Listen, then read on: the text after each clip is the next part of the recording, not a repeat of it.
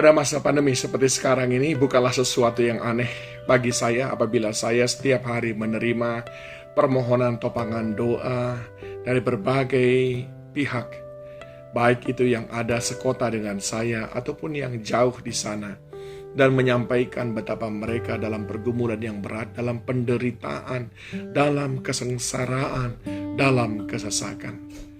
Memang benar saudaraku, keadaan belum juga reda, belum juga sepertinya berpihak kepada kita. Di mana-mana kita melihat kesengsaraan, penderitaan, orang-orang yang ada dalam pergumulan-pergumulan yang berat, yang belum pernah mereka alami sebelumnya. Lalu, mungkin kita mulai bertanya-tanya, di mana Tuhan ketika kita sedang mengalami penderitaan yang sedemikian berat? Daud pernah mengalami hal yang sama, bukan karena kesalahannya, tetapi kesengsaraan, penderitaan, ketidaktenangan yang dia alami oleh karena kecemburuan daripada Saul, rajanya pada waktu itu, karena Daud mengalahkan Goliat. Dan semua orang memuji-muji Daud, dan Saul panas hati karena dia cemburu, lalu dia mengejarnya. Akhirnya Daud sendiri dalam pelarian bertahun-tahun, dan dia bahkan ditangkap oleh tentara Filistin.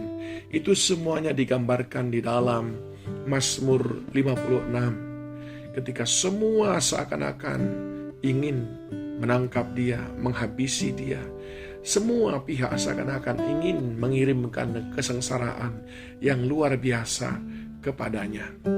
Tetapi Daud berkata, ayat yang ketiga, waktu aku takut, aku ini percaya kepadamu, kepada Allah yang firman-Nya kupuji, kepada Allah aku percaya. Aku tidak takut apakah yang dapat dilakukan manusia terhadap aku.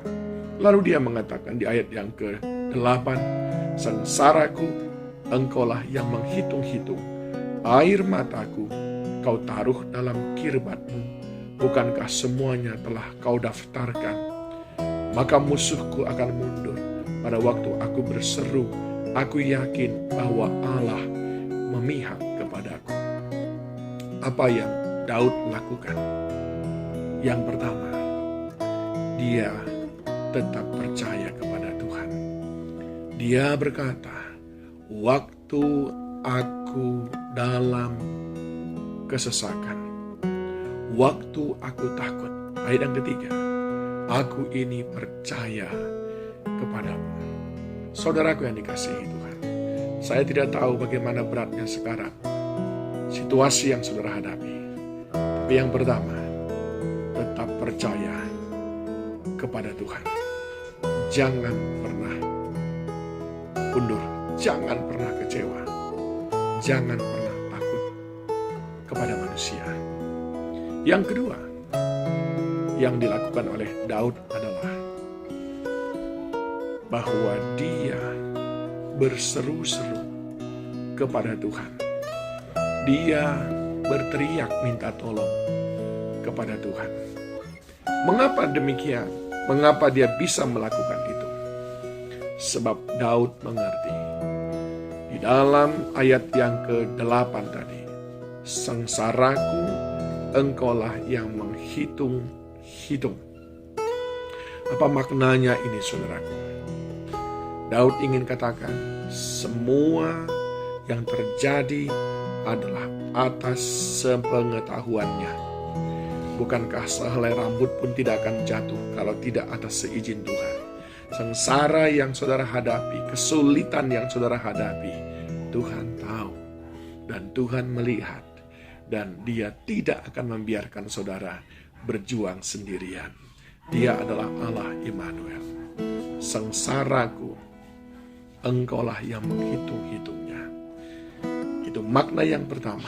Segala sesuatu yang terjadi, Tuhan tahu. Dan Dia tidak akan membiarkan kita berjuang sendirian. Yang kedua, apa maknanya saudaraku? Tuhan memiliki ukuran. Lihat, sengsaraku engkaulah yang menghitung-hitung. Dia menghitungnya, dia tahu setiap sengsara saudara, dan dia berjanji bahwa pencobaan-pencobaan yang kita alami tidak akan pernah melebihi batas kekuatan kita.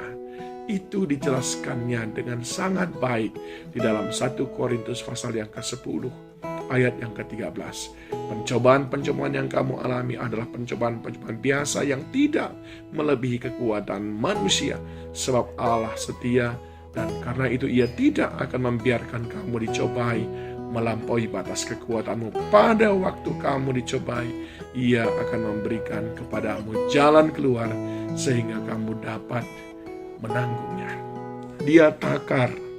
Jangan saudara berpikir ini terlalu berat bagiku. Kalau Tuhan masih izinkan, itu artinya Tuhan tahu takaran itu masih sanggup kita pikul, saudaraku. Terus percaya kepadanya. Dan yang ketiga, apa yang dimaksudkan sengsaraku?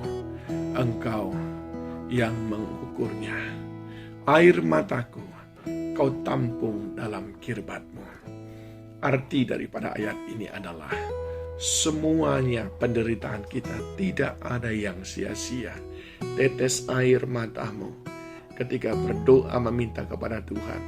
Tetes air matamu ketika engkau menahan diri untuk tetap kudus, tetap beriman kepada Tuhan.